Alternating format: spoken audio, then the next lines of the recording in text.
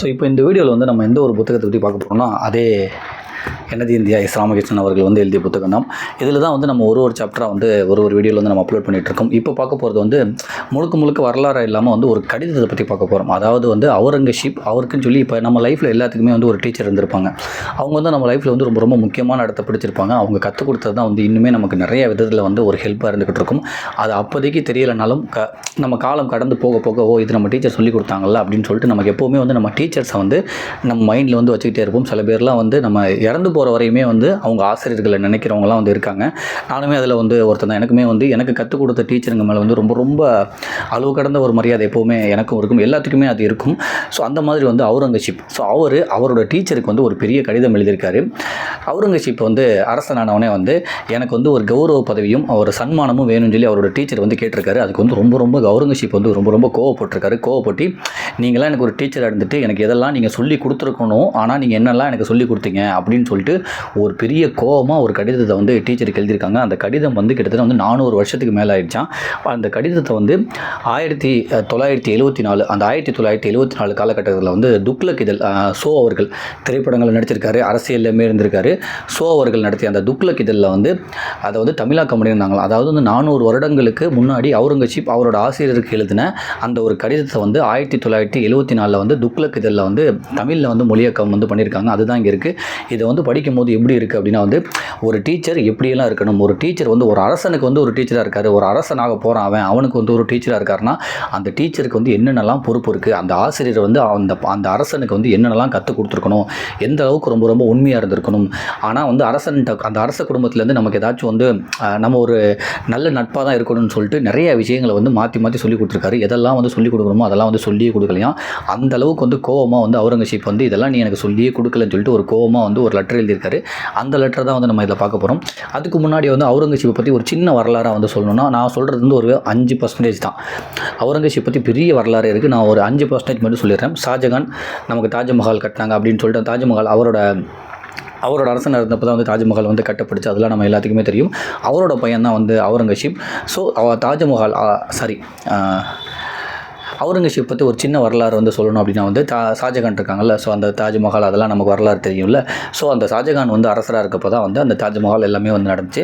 So அந்த ஷாஜகான் வந்து ஒரு 30 வருஷம் வந்து அரசனாக இருந்திருக்காரு, 30 வருஷத்துக்கிட்ட. பட் ஆனால் அரசவையிலே வந்து அந்த முகலாய மன்னர்களே வந்து அவுரங்கசீப் மட்டும்தான் வந்து கிட்டத்தட்ட வந்து 40 வருஷத்துக்கு மேலே வந்து அரசனாக இருந்திருக்காராம். முகலாய மன்னர்களே வந்து அதிக வருஷமாக வந்து அரசனாக இருந்த ஒரே ஒரு ஆள் அவுரங்கசீப் தானா. நிறையா வந்து தப்பும் பண்ணியிருக்காரு, நிறையா நல்லதும் பண்ணியிருக்காரு, பட் நிறைய வீரமாகவும் இருந்திருக்காருன்னு சொல்லுவாங்க. ஸோ அவுரங்கசீப் பற்றி ஒரு சின்ன வரலாறு என்னென்னா வந்து ஷாஜகானோட பையன் அப்படின்றது தெரியும். ஷாஜகான் வந்து ஒரு 30 வருஷத்துக்கு மேலே ஆண்டிருக்காரு. இவர் வந்து 40 வருஷத்துக்கு மேலே அரசாட்சியை பண்ணியிருக்காரு. இவரோட அரசாட்சி அப்போ தான் வந்து அந்த முகலாய பேரரசு வந்து ரொம்ப பெருசாகி போய்கிட்டே இருந்திருக்கான். அதாவது வந்து பெரிய அளவில் வந்து ரீச் ஆனது வந்து இவரோட காலகட்டத்தில் தானே, அவுரங்கசீப்போட காலகட்டத்தில் தானே. இவர் வந்து தன்னோட அப்பா ஷாஜகானோட அரசவையில் வந்து இவர் வந்து நிர்வாக பொறுப்புலையும் இராணுவ பொறுப்புலையுமே வந்து இருந்திருக்காரு. அதுக்கப்புறம் வந்து ஷாஜகான் வந்து உடம்பு சரியில்லாமல் போனோடனே யார் அதுக்கப்புறம் அரசன் ஆகிறது அப்படின்னு சொல்கிறப்போ ஒரு பெரிய சண்டையே வந்திருக்கு. அதுக்கு வந்து அவுரங்கசீப் அண்ணன் ஒருத்தர் இருந்திருக்காரு. அந்த தாரா அப்படின்னு சொல்லுவாங்க, எனக்கு கரெக்டாக எக்ஸாக்டாக நேம் தெரில, அவன் படித்தது தான் வந்து லைட்டாக மைண்டில் இருக்குது. அவரை தான் வந்து அரசனாக்கணும்னு சொல்லி ஷாஜகான் சொன்னோடனே வந்து இவங்க 2 பேத்துக்குள்ளுமே பெரிய சண்டை வந்து அவுரங்கசீப்பாக வந்து அரசனாயிருக்காரு. அதுக்கு வந்து நிறைய போராடி இருக்காரு, நிறைய வந்து ஜெயிச்சிருக்காரு, நிறையா அங்கே போர் நடந்து நிறைய இதை வந்து வென்றிருக்காரு. அதுக்கப்புறம் தான் வந்து அரசனாயிருக்காரு. அதுக்கப்புறம் 40 வருஷத்துக்கு மேலே வந்து அரசனாக வந்து இருந்திருக்காரு. ஷாஜகான் அவர்கள் வந்து அவங்க அப்பா ஷாஜகானுக்கு வந்து உடம்பு சரியில்லை, உடம்பு நல்லானவனே வந்து உங்களால் வந்து இனிமேல் அரசாள முடியாதுன்னு சொல்லிட்டு ஆக்ரா கோட்டையில் சிறை வச்சதுமே வந்து ஷாஜகான் தான். அதாவது வரலாறில் வந்து நீங்கள் வந்து தாஜ்மஹாலை வந்து எவ்வளோ அழகாக பார்க்குறீங்க. இந்தியாவில் வந்து அதிகமாக டூரிஸ்ட் வந்து விசிட் பண்ண பிளேஸாக இருக்குமா, வருஷம் வந்து அந்த தாஜ்மஹாலாக தான் இருக்குமா. ஆனால் அதுக்கு பின்னாடி பெரிய சோக கதையெல்லாம் இருக்குமாங்க. அதாவது அதை கட்டின ஷாஜகான் அவரோட தலைமையில் தான் வந்து அதை ரெடி பண்ணாங்க. ஆனால் அவராலே வந்து அந்த தாஜ்மஹாலை வந்து ரொம்ப சந்தோஷமாக பார்க்க முடியல அப்படின்றது தான் வந்து வரலாறு. ஏன்னா இவர் அவுரங்கசீப் என்ன பண்ணுறாரு, தன்னோட அப்பா ஷாஜகான் வந்து உங்களுக்கு உடம்பு சரியில்லாமல் இப்போ வந்துட்டீங்க, பட் இருந்தாலும் வந்து உங்களால் அரசாள முடியாதுன்னு சொல்லிட்டு அப்பாவுக்கும் பையனுக்கும் உள்ள சண்டையில் அவர் வந்து ஆக்ரா கோட்டையில் வந்து சிறை வச்சுட்டு அந்த தாஜ்மஹால் பின்னாடியே வந்து அந்த கோட்டையிலேருந்து தாஜ்மஹாலை பார்த்துக்கிட்டே தான் இருந்தார் அப்படின்றத வரலாறுலாம் இருக்குது. அதுக்கப்புறம் தான் லாஸ்ட்டில் வந்து அந்த அவுரங்கசீப்போட தங்கச்சி வந்து ரொம்ப கெஞ்சி தான் அப்பா வந்து வெளியில் விட்டுன்னு சொல்லிட்டு அந்த மாதிரி பெரிய வரலாறு இருக்குது.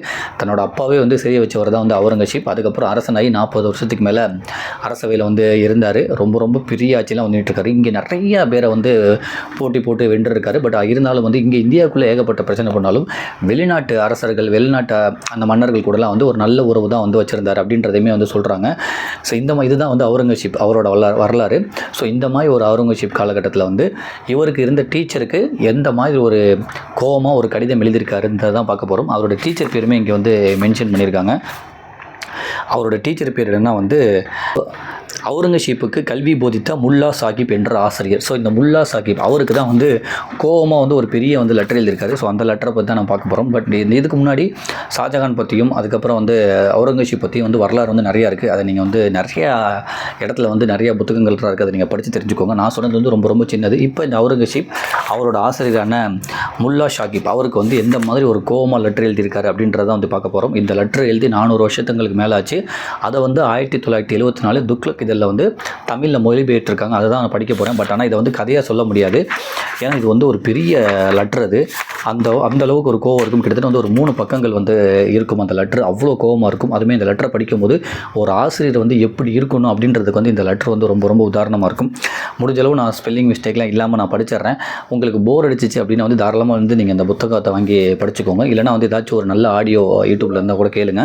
ஸோ அது இதுக்கப்புறம் ஃபுல் அண்ட் ஃபுல் வந்து படிக்கிற மாதிரி தான் இருக்கும். ஒரு 2 பக்கம் 3 பக்கம் படிக்கிற மாதிரி தான் இருக்கும் அந்த லெட்ரு. அதுதான் நான் இப்போ படிக்க போகிறேன். இந்த கடிதம் வெளியாகி 400 ஆண்டுகளுக்கு மேலாக ஆனபோதும் இன்றைக்கும் அது பொருத்தமானதாகவே உள்ளது. இனி அவுரங்கசீப்பின் கடிதத்தை பார்ப்போம். கற்றவரே, நீர் என்னிடம் இருந்து எதிர்பார்ப்பது என்ன? நான் உங்களை என்னுடைய அரச சபையில் ஒரு முக்கிய பதவியில் அமர்த்த வேண்டும் என்று உங்களால் நியாயமாக எதிர்பார்க்க முடியுமான்னு சொல்லிட்டு இப்படி தான் ஆரம்பிக்குதான். உங்கள்கிட்ட தான் நான் கற்றுக்கிட்டேன்.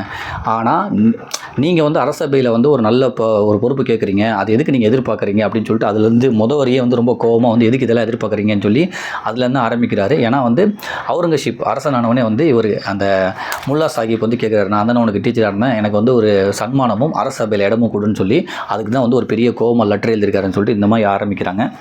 கற்றவரே, நீர் என்னிடம் இருந்து எதிர்பார்ப்பது என்ன? நான் உங்களை என்னுடைய அரச சபையில் ஒரு முக்கிய பதவியில் அமர்த்த வேண்டும் என்று உங்களால் நியாயமாக எதிர்பார்க்க முடியுமா? ஒன்று சொல்கிறேன் கேளுங்கள். நீங்கள் எனக்கு எப்படி கல்வி போதித்து இருக்க வேண்டுமோ அப்படி செய்திருந்தால் உங்களுக்கு நான் பதவியை தருவது போன்ற நியாயமான காரியம் வேறு எதுவுமே இருக்க முடியாது. ஏனென்றால் நான் ஒரு விஷயத்தை நிச்சயமாக ஒப்புக்கொள்வேன். ஒரு குழந்தை தன்னுடைய தந்தைக்கு எவ்வளவு கடமைப்பட்டு இருக்கிறதோ அந்த அளவுக்கு தனக்கு முறையான கல்வியை போதித்த ஆசிரியனுக்கும் கடமைப்பட்டு இருக்கிறது. ஆனால் நீங்கள் எனக்கு போதித்த முறையான கல்வி என்பது எங்கே இருக்கிறது? ஐரோப்பாவை ஒன்றுமே இல்லாத ஒரு சூனிய பிரதேசம் என்று போதித்தீர்கள். போர்ச்சுகீசிய நாட்டு மாபெரும் மன்னரை பற்றியோ அவருக்கு அடுத்து ஹாலந்து மன்னரை பற்றியோ இங்கிலாந்து மன்னரை பற்றியோ நீர் எமக்கு ஒரு விவரமும் கூறவில்லை. பிரான்ஸ் முதலிய ஐரோப்பிய நாட்டு மன்னர்களை எல்லாம் நமக்கு அடங்கிய மிகச்சிறிய குறுநில மன்னர்கள் என்று கூறினீர்கள். ஹிந்துஸ்தான் மன்னர்களில் பெயரை கேட்டாலே உலகத்தில் எந்த நாட்டு மன்னனும் நடுங்கினான் என்று கதை கேட்டனீர்கள். எங்கள் பரம்பரையை புகழ வேண்டும் என்பதற்காக உலகத்தில் உள்ள மற்ற நாடுகள் எல்லாம் நமக்கு அடங்கியவையே என்று கூறினீர்கள். ஆகா, வியந்து பாராட்ட வேண்டிய சரித்திர அறிவு எனக்கு நீங்கள் என்ன கற்றுக் கொடுத்திருக்க வேண்டும்? உலக நாடுகளில் எல்லாம் என்ன நடக்கிறது? அந்த நாடுகளின் பலம் என்ன? அவர்களின் போர் முறைகள் என்ன? மத கோட்பாடுகள் என்ன? ராஜதந்திரங்கள் என்ன? இவற்றையெல்லாம் எனக்கு நீங்கள் கற்றுக் கொடுத்திருக்க வேண்டாமா? உண்மையான சரித்திரத்தை எனக்கு கற்றுக் கொடுத்து பல நாட்டு மன்னர்களின் வாழ்வையும் தாழ்வையும் அவர்களது எழுச்சியையும் வீழ்ச்சியையும் நான் உணரும்படி செய்திருக்க வேண்டாமா?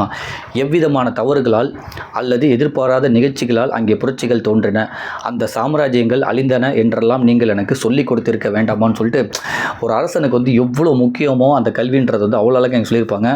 ஒரு நாட்டை பற்றியும் ஒரு மன்னரை பற்றியும் அங்கே உள்ள அந்த ஏற்றத்தாழ்வு பற்றியும் ஒரு மன்னன் வீழ்ந்ததை பற்றியும் ஒரு மன்னன் வந்து எழுந்ததை பற்றியும் அங்கே உள்ள அரசர்களோட வலிமையை பற்றியும் இதெல்லாம் தானே நீங்கள் எனக்கு சொல்லித்தரணும். அவங்களோட ராஜதந்திரங்கள் பற்றியும் அவங்களோட தவறுகள் பற்றியும் அவங்களோட உண்மையான சரித்திரம் பற்றியும் அதுக்கப்புறம் உலக நாடுகள்லாம் வந்து என்ன நடக்குது அப்படின்றதும் இதெல்லாம் பற்றி தானே நீங்கள் எனக்கு சொல்லித்தரணும். பட் இதெல்லாம் நீங்கள் சொல்லி தந்தீங்கன்னு சொல்லிட்டு அந்த கோபம் வந்து அந்த லெட்டர் வந்து தொடர்ந்துக்கிட்டே இருக்குது. உங்களிடமிருந்து என்னுடைய முப்பாட்டர்களின் பெயர்களை கூட நான் அறிந்து கொள்ளவில்லை. இந்துஸ்தான் சாம்ராஜ்யத்தை ஸ்தாபித்த புகழ்பெற்ற என்னுடைய முன்னோர்களை பற்றி கூட உங்களிடமிருந்து நான் ஒன்றும் தெரிந்து கொள்ளவில்லை. இந்த மாபெரும் சாம்ராஜ்யத்தை ஸ்தாபித்த அவர்களுடைய சரித்திரத்துக்கும் நீங்கள் எனக்கு கற்பித்ததற்கும் அவ்வளவு பெரிய இடைவெளி. எனக்கு அரேபிய மொழியை எழுதவும் படிக்கவும் கற்றுக் கொடுக்க முடியுதுன்னு சொல்லிட்டு எதுக்கு வந்து எனக்கு அரேபிய மொழியை வந்து ரொம்ப ரொம்ப போட்டு திணிக்கிறீங்க? அதனால் வந்து எனக்கு பெரிய யூஸ் இல்லை. எனக்கு தெரிஞ்ச மொழியிலேயே வந்து நீங்கள் சொல்லி கொடுத்துருந்தா கூட இன்னும் நிறையா நான் கற்றுட்டுருப்பேன். அதையுமே வந்து சொல்கிறாரு. அதேமாதிரி வந்து நீங்கள் அதனாலே வந்து நான் நிறையா வருஷத்தை வந்து வேஸ்ட் பண்ணியிருந்தேன், அதுக்கு வந்து நான் இன்னும் நிறையாவே கற்றுக்கிட்டு இருந்திருக்கலாம் அப்படின்றதுமே இங்கே பதிவு பண்ணுறாங்க. எனக்கு அரபிய மொழியை எழுதவும் படிக்கவும் கற்றுக் கொடுக்க முனைந்தீர். 12 வருடங்களுக்கு மேலாக விழுந்து விழுந்து படித்தாலும் முழுமையாக கற்றுக்கொள்ள முடியாத ஒரு மொழியை கற்றுக்கொள்ள முயற்சி செய்ததன் விளைவாக என் வாழ்நாளில் அவ்வளவு நேரத்தை வீணடித்தேன். இதற்காக நான் உங்களுக்கு எவ்வளவு கடமைப்பட்டு இருக்கிறேன் தெரியுமா? ஒரு வருங்கால அரசன் பன்மொழி புலவனாக இருந்துதான் தீர வேண்டுமா என்ன? அக்கம் பக்கத்தில் இருப்பவர்கள் பேசும் மொழியை விடுத்து இப்படி ஒரு கடினமான மொழியில் புலமை அடைவதுதான் ஒரு அரசனுக்கு பெருமையா? ராஜ பரிபாலத்துக்கான அவசியமான முக்கியமான விஷயங்களை தெரிந்து கொண்டிருக்க வேண்டிய நான் அரேபிய மொழியை கற்பதில் எத்தனை காலம் கழித்தேன்னு சொல்லிட்டு, அரேபிய மொழியை கற்றுக்க வச்சு எனக்கு வந்து ரொம்ப வருஷம் வந்து வீணாக்கிட்டீங்க. பக்கத்துலலாம் பேசுகிறாங்கல்ல, அந்த மொழியை கற்றுக்கிட்டாலே வந்து அது போதும்னு நினச்சிக்கிட்டு இருக்கேன். பட் ஆனால் நீங்கள் அரேபிய மொழி தான் கற்றுக்கணும்னு சொல்லிட்டு என்னை ரொம்ப வருஷத்துக்கு என்னோட ரொம்ப வருஷத்தை வந்து வேஸ்ட் பண்ணிட்டீங்க அப்படின்றதுமே அந்த லெட்டரில் வந்து குறிப்பிட்டிருக்காராம்.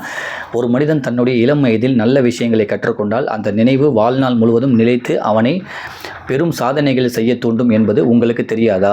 சட்டம், மத வழிபாட்டு முறைகள், விஞ்ஞானம் ஆகியவற்றை எல்லாம் என் தாய்மொழியில் நான் கற்றிருக்க முடியாதா? என் தந்தை ஷாஜகானிடம் எனக்கு மத தத்துவங்களை போதிக்கப் போவதாக நீங்கள் சொன்னது எனக்கு நன்றாக நினைவு இருக்கிறது. அர்த்தமே இல்லாத, இருந்தாலும் புரிந்து கொள்ள முடியாத, புரிந்து கொண்டாலும் மன திருப்தி அளிக்காத, திருப்தி அளித்தாலும் இன்றைய சமுதாயத்தில் எந்த பயனுமே இல்லாத புதிர்களை எல்லாம் என்னிடம் போட்டுக்கொண்டிருந்தீர்கள். அவையெல்லாம் புரிந்து கொள்ள மிக கடினமானவை, மறப்பதற்கு மிக எளியவை. நீங்கள் போதித்த மத தத்துவங்களை பற்றி என் நினைவில் மீதம் இருப்பதெல்லாம் காட்டுமிராண்டித்தனமான இருள் அடர்ந்த பெரிய பெரிய வார்த்தைகள் தான். மேதாவிகளையும் கூட குழப்பக்கூடிய பயங்கரமான வார்த்தைகள். அது மட்டுமா? உங்களுக்குத்தான் எல்லாம் தெரியும். உங்களை போன்ற மேதாவிகளுக்குத்தான் இந்த பயங்கர வார்த்தைகளில் அடங்கியிருக்கிற அரிய தத்துவ ரகசியங்கள் புரியும் என்று மற்றவர்கள் நினைத்து ஏமாந்து போவதற்காக உங்களை போன்றவர்களால் உருவாக்கப்பட்ட வெறும் வார்த்தைகள் அவைன்னு சொல்லிட்டு, இப்போ சில பேர் வந்து சில வார்த்தைகளை மட்டுமே யூஸ் பண்ணி தான் தான் ரொம்ப பெரிய மேதாவின்னு சொல்லி காட்டிப்பாங்க. அதையுமே இங்கே சொல்கிறாரு, நீங்கள் வந்து ரொம்ப பெரிய சின்ன அந்த பெரிய வார்த்தைகள்லாம் வந்து கற்றுக் கொடுத்தீங்க, அது ரொம்ப தந்திரமான வார்த்தைகள்னு சொல்லி எங்களுக்கு கற்றுக் கொடுத்தீங்க. இப்போ எதுவுமே அது நினைப்பில் இல்லை. இந்த மாதிரி கற்றுக் கொடுக்குறனால வந்து நீங்களாம் வந்து பெரிய ஆளாக வந்து நீங்களே நினச்சிக்கிறீங்க. ஆனால் அதனால் வந்து எனக்கு எந்த பிரயோஜனமும் இல்லை அப்படின்னுமே வந்து அந்த லெட்டரில் வந்து சொல்லியிருக்காரு. காரண காரியங்கள் மட்டுமே பார்க்கும் மனப்பக்குவத்தை ஏற்படுத்தக்கூடிய மத தத்துவங்களை நீங்கள் எனக்கு போதித்திருந்தால் நன்றாக இருந்திருக்கும். மனதை ஒரு நிதானத்தில் அடக்கி வைக்க பயன்படும் அரிய தத்துவங்களை எனக்கு நீங்கள் போதித்திருந்தால் நன்றாக இருந்திருக்கும். அதிர்ஷ்டத்தால் தாக்கப்பட்டு செல்வத்தால் திளைத்தாலும் சரி, துரதிர்ஷ்டத்தால் தாக்கப்பட்டு தோல்வியை தழுவினாலும் சரி, இரண்டுமே மயங்காத மனோதைரியத்தை அளிக்கக்கூடிய தத்துவங்களை நீங்கள் எனக்கு போதித்திருந்தால் நன்றாக இருந்திருக்கும். ஆனால் அப்படியெல்லாம் நீங்கள் செய்யவே இல்லை. நாம் யார், உலகத்தின் மேன்மை என்ன, எப்படி இந்த பூமி இயங்குகிறது என்பதையெல்லாம் நான் உணர்ந்து கொள்ள உதவி செய்யும் வகையில் நீங்கள் எனக்கு கல்வி போதித்து இருந்தால் நன்றாக இருந்திருக்கும். அதையும் நீங்கள் செய்யவே இல்லைன்னு சொல்லி சொல்கிறாரு. அலெக்சாண்டர் அவருடைய குரு அரிஸ்டாட்டலுக்கு எவ்வளவு கடமைப்பட்டு இருந்தானோ அதைவிட அதிகமாக உங்களுக்கு நான் கடமைப்பட்டு இருப்பேன். அலெக்சாண்டர் அரிஸ்டாட்டலுக்கு செய்வதற்கு மேலாக உங்களுக்கு நான் செய்திருப்பேன், நன்றி செலுத்தியிருப்பேன். ஆனால் என்னால் முடியவில்லை.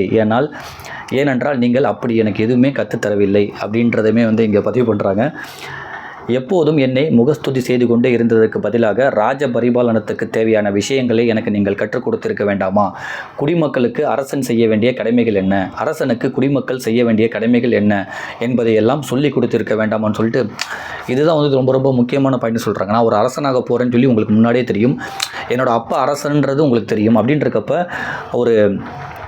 அதாவது குடிமக்களுக்கு தேவையான விஷயங்களுக்கு என்ன, அரசன் வந்து குடிமக்களுக்கு என்ன பண்ணணும், குடிமக்கள் வந்து அரசனுக்கு என்ன பண்ணணும் அப்படின்றதெல்லாம் வந்து நீங்கள் சொல்லிக் கொடுக்கணுமா? அப்போ தானே எனக்கு வந்து மக்களை பற்றி தெரிஞ்சுக்கணும், மக்களுக்கு வந்து நான் நல்லது பண்ண முடியும். அதெல்லாம் நீங்கள் எனக்கு எங்கே சொல்லிக் கொடுத்தீங்கன்னு சொல்லி இந்த கேள்வி வந்து ரொம்ப அழகாக இருக்கும் இந்த கேள்வி. ஏன்னா ஒரு அரசு என்ன பண்ணணும், தன்னோட மக்களை பற்றி தெரிஞ்சுக்கணும், மக்கள் என்ன பண்ணியிருக்கணும், அரசனை பற்றி தெரிஞ்சுக்கணும். இதெல்லாம் வந்து நீங்கள் எனக்கு ஏன் சொல்லிக் கொடுக்கல? குடிமக்களை பற்றி அவங்களுக்கு என்ன தேவை, அவங்கள்ட்ட எப்படி நடந்துக்கணுன்றதை வந்து நீங்கள் எனக்கு சொல்லிக் கொடுக்கல, நீங்கள் தானே என்னோடய ஆசிரியர்னு சொல்லிட்டு அதையுமே இங்கே மென்ஷன் பண்ணுறாங்க.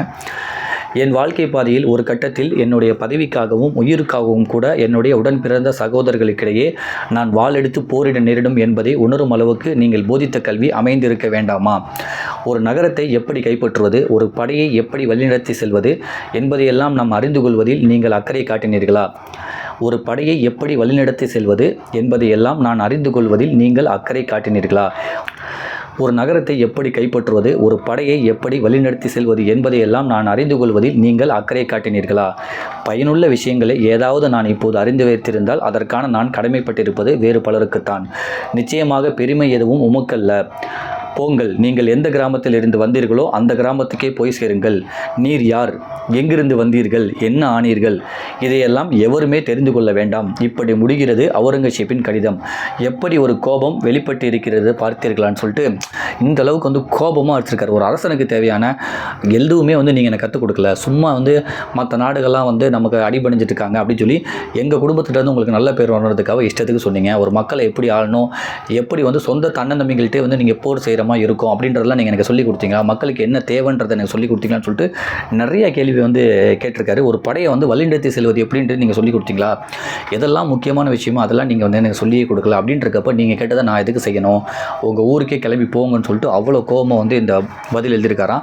மேபி ஆசிரியர் அப்படின்றனால தான் வந்து மேபி இந்த மாதிரி லெட்டர் கூட எழுதிருக்கலாம். ஏன்னா அவுரங்கசீப் எவ்வளோ பெரிய படம் வச்சிருந்தா தெரியும், நினச்சிருந்தா வந்து ஒரு ஆசிரியர் வந்து கொண்டு கூட போட்டிருக்கலாம். பட் ஆனால் அந்த ஆசிரியர்னு சொல்லிட்டு ஒரு மரியாதை குறித்துமே வந்து இந்த மாதிரி ஒரு நிறைய விஷயத்தை எழுதியிருக்காரு. ஸோ லாஸ்ட்டில் வந்து இந்த கல்வியை பற்றி அந்த ஆசிரியர் வந்து எவ்வளோ முக்கியம், கல்வி எவ்வளோ முக்கியம்னு சொல்லிட்டு இந்த இதை வந்து முடிக்கிறாங்க. அதை மட்டும் நான் சொல்லி முடிச்சிடுறேன். கல்வியை போதிப்பதற்கு கட்டணம் வாங்கலாமா கூடாதா என்பதை பற்றிய பண்டைய கிரேக்கத்தில் வாத பிரவாதங்கள் நடந்திருக்கின்றன. வசதி உள்ளவர்களிடம் இருந்து கட்டணம் வசூலிக்கலாம், ஆனால் ஏழைகளிடம் கட்டணம் வசூலிக்கக்கூடாது என்று கிரேக்க அரச சபை தீர்மானம் செய்தது. அன்று தொடங்கிய கல்வி வணிகம் மெல்ல வளர்ந்து ஐரோப்பியர்களின் வருகைக்கு பிறகு பெருமளவு வணிக சந்தையாகி போனது. அதன் உச்சநிலைதான் இன்றுள்ள கல்விச் சூழல். இன்று நம்மிடம் அர்த்த சாஸ்திரம் உள்ளிட்ட அறநூல்கள் இருக்கின்றன, ஆனால் அந்த அறத்தை நாம் முழுமையாக கைவிட்டுவிட்டோம். அந்த உண்மையை முகத்தில் அறிவது போல சொல்வதற்காகவே சந்திரகுப்த மௌரியின் குருவான சாணக்கியரும் அவுரங்கசீப்பின் இந்த குருவும் 2 துருவங்களாக நினைவூட்டப்படுகிறாருன்னு சொல்லிட்டு கல்வி வந்து எவ்வளோ முக்கியம், ஒரு ஆசிரியர் வந்து ஒரு வாழ்க்கையில் வந்து எவ்வளோ முக்கியம் அப்படின்றதுக்கு வந்து இந்த அவுரங்கசீப்போட கடிதம் வந்து ரொம்ப ரொம்ப முக்கியமானதாக இருக்கும் அப்படின்றத அந்த பகுதியில் முடிக்கிறாங்க. ஸோ அதுக்கப்புறம் வந்து இமயம் எனும் அரண் அப்படின்னு சொல்லிட்டு அடுத்த ஒரு பகுதி ஆரம்பிக்குது. இதை நம்ம வந்து அடுத்த வீடியோவில் பார்ப்போம். வாய்ப்பு இருந்தால் அந்த புத்தகம் வாங்கி படிங்க. மேபி நான் சொன்னதில் வந்து நிறையா அந்த மிஸ்டேக், அந்த ப்ரொனன்சியேஷன்லாம் வந்து கரெக்டாக இல்லாமல் இருந்திருக்கலாம், சில வார்த்தைகள் வந்து தப்பாக படிச்சிருக்கலாம், சில வரிகளே வந்து தப்பாக கூட நான் சொல்லியிருக்கலாம். ஸோ நீங்கள் இந்த புத்தகத்தை வாங்கி படிங்க. அவ்வளோ வந்து டீட்டெயில்டாக உள்ள புத்தகம், நிறைய வரலாறுகள் நிறைந்த புத்தகம். இந்த கடிதத்தை படிக்கும் போதே வந்து ஒரு அரசனுக்கு ஒரு ஆசிரியர் இருந்தால் எந்தெல்லாம் கற்றுக் கொடுக்கணும் அப்படின்றது வந்து அவ்வளோ அழகாக இருக்குது. இன்றைக்கும் ஒருத்தன் வந்து மக்கள் ஆளணுன்னா வந்து இந்த கடிதம் வந்து ரொம்ப ரொம்ப ஹெல்ப் ஆகும். அவங்களுக்கு வந்து இதெல்லாம் தெரிஞ்சிருக்கணும் அப்படின்றது வந்து இந்த கடிதத்தை வச்சே வந்து நமக்கு தெரியுது. ஸோ வாய்ப்பு இருந்தால் நேரம் ஒதுக்கி இந்த புத்தகம் படிங்க. நன்றி.